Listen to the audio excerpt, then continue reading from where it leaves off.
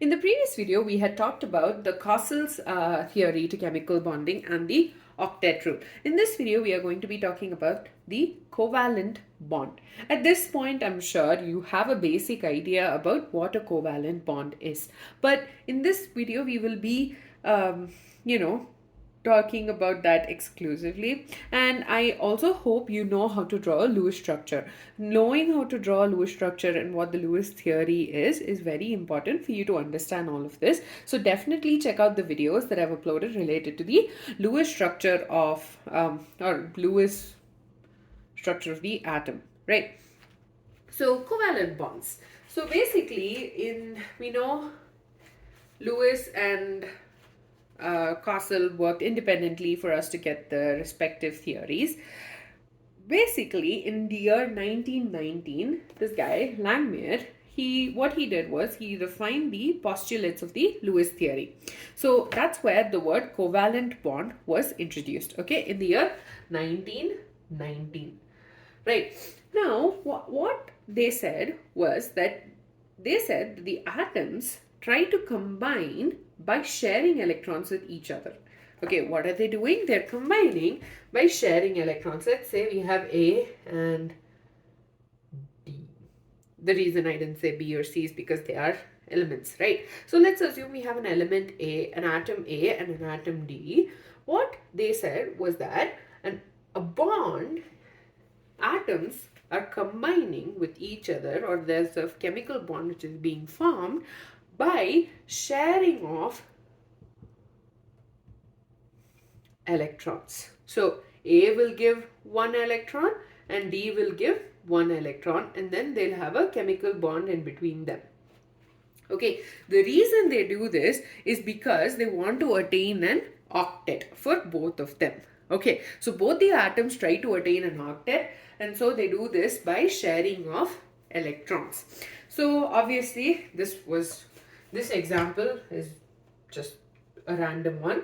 We will be talking about a certain specific set of examples.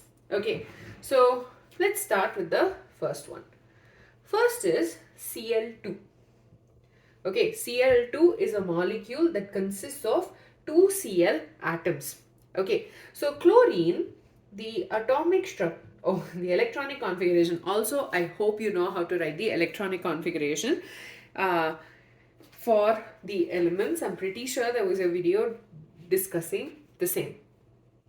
So the electronic configuration for chlorine is neon 3s2 3p6. Oh, 3p5. 3p6 would be argon. So 3p5, because it's a halogen, you have 5 electrons in the p shell. P orbital, sorry.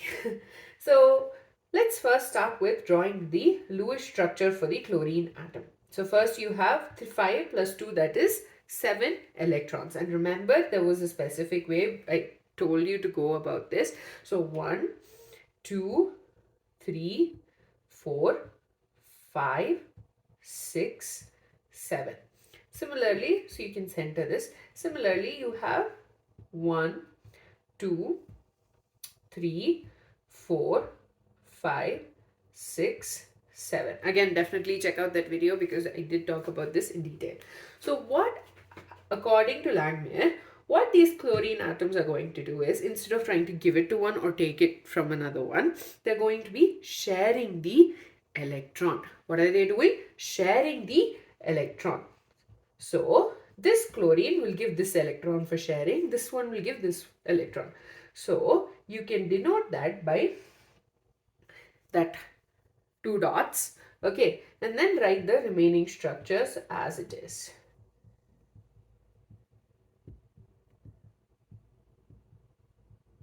Okay, so basically this chlorine atom, and then you have 2.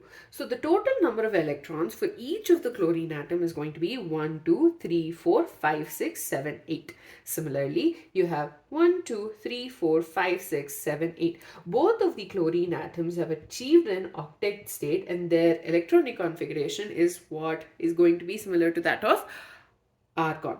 Okay, so basically what they've done is they're sharing that electron. Okay, each of the atom gave that one electron, so they shared it. Now they have a chemical bond, and now they have achieved the octet state.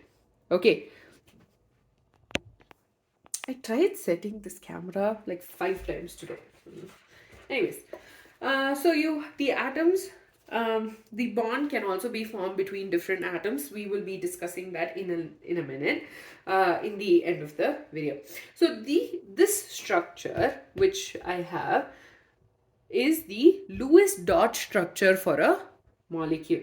Okay, so there are specific conditions for the Lewis dot structure. First one is that each bond is formed as a result of sharing of an electron pair. So you have an electron pair being shared. So we have an electron pair being shared between the two atoms. So each bond, so this bond is formed by sharing an electron pair. The second thing, and this is all mentioned in your textbook, okay, and the second thing that they say is that each combining atom contributes at least one electron to share pair.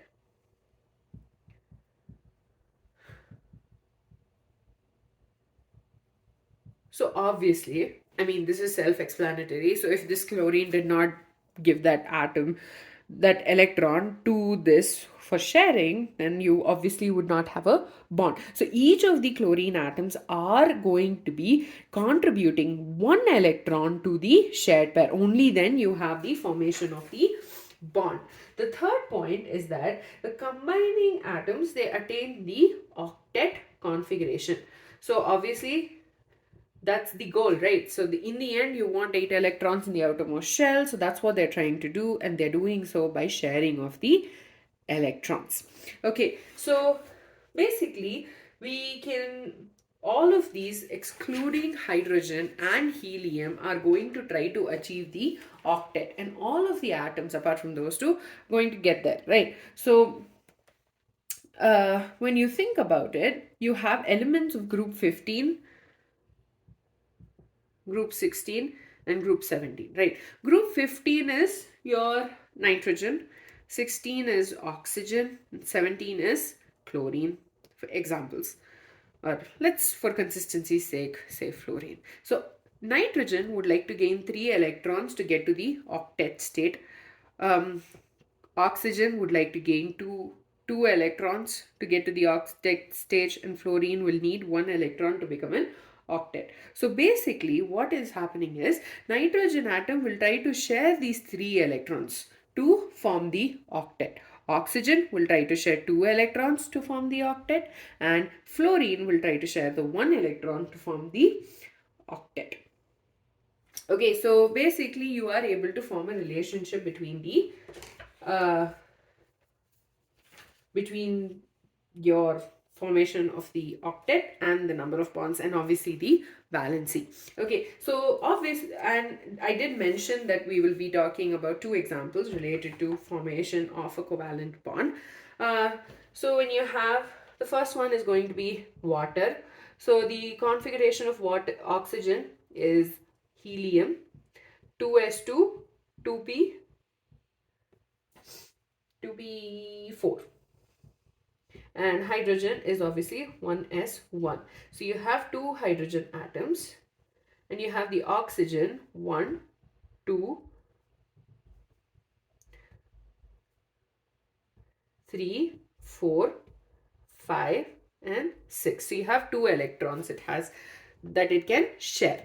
And then you have 2 hydrogen atoms. So this hydrogen, each of the electrons, each of the hydrogen atoms is going to share 1 electron with the oxygen.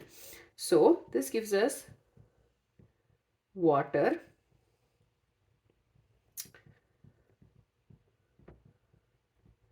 So hydrogen gets 2 on its outermost shell, and that's the configuration of helium.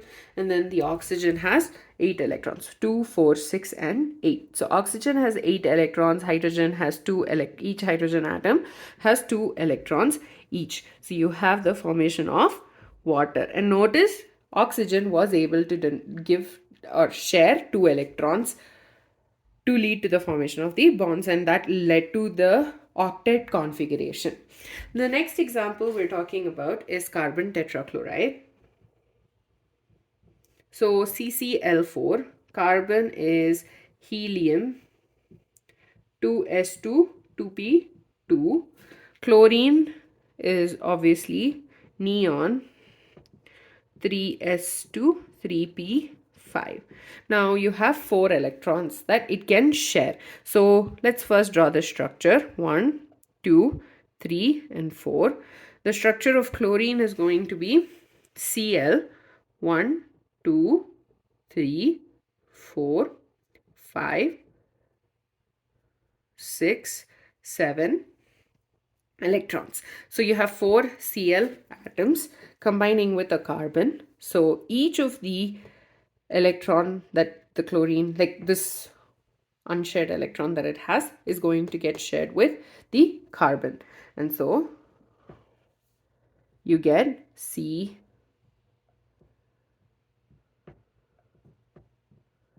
So it's each of these are going to get shared with one chlorine atom, one chlorine electron. So that'll leave us with an octet.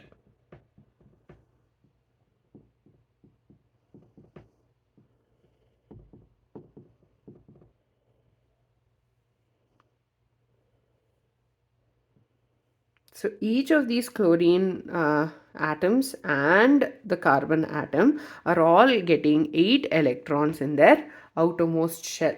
So they're trying to get to that octet stage, and so the bonds are going to be C, Cl, Cl, Cl and Cl. So that is the covalent bond. Now covalent bonds, now I mentioned here that you can have either one bond, like it can share either one electron, or it can share 2 electrons or 3 electrons. Based on that, we can have 3 different types of bonds. When an atom shares only one electron, then it forms a single bond. What does it form? A single bond. So an example of that would be this, right? So it has shared only one pair of electrons, so it's forming a single bond. When you have sharing of 2 electrons happening, you will have a double bond. So a double bond example is carbon dioxide. So it's denoted by 2 lines. So if you think about it, the oxygen has 2 electrons that it can share, right?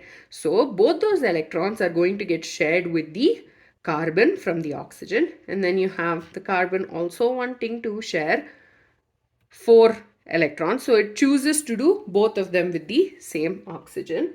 So you have 2 electrons from the carbon, and similarly you have another oxygen atom on this side as well. So, So you have a formation of, okay, it's been a long day at work. It's my fault. Sorry, that. So you have 2, 4, 6, 8, and then you have this, that's again 8, and then this is going to be 8 electrons. So basically, all the carbon and the oxygen are trying to get to the octet stage. So you have 2 bonds because there are 2 pairs of electrons that are getting shared. Similarly, you can have 3. For example, nitrogen has a triple bond, 3 electron pairs that are going to get shared. So N, 1, 2, 3, 4, 5, 6, N, and then 7, 8. Because it has 3 unpaired electrons. If you think about it, the nitrogen's atomic number is, or the outer shell configuration for nitrogen is 2s2, 2p3. So it has 5 electrons, right? So 1, 2, 3, actually 1, 2, 3, 4 and 5. So it has 3 electrons that it can share. So what it does, it goes to the other nitrogen, shares all those 3 electrons and leads to the formation of a triple bond. So with that, we're done with the basic idea behind a covalent bond. So covalent bond is formed by sharing of electrons. So it was given by Langmuir, who based it off the Lewis theory. According to this, basically all the atoms are going to combine with the other atoms by sharing of electrons. And this is done by done to achieve the octet stage. So the sharing of electron pair is mandatory, and then you have contribution of one electron by each atom, and then both of them are going to try to achieve the octet configuration.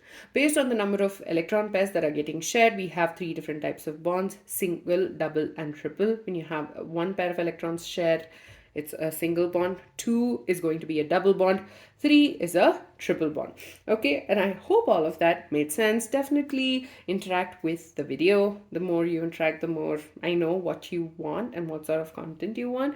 So definitely do that, and also check out the next video related to chemical bonding and molecular structure, related to, if I'm not wrong, we're going to be talking about how do we draw the Lewis structures. I drew them, I know, but we need to talk about how to draw them in the first place. I hope all of that made sense.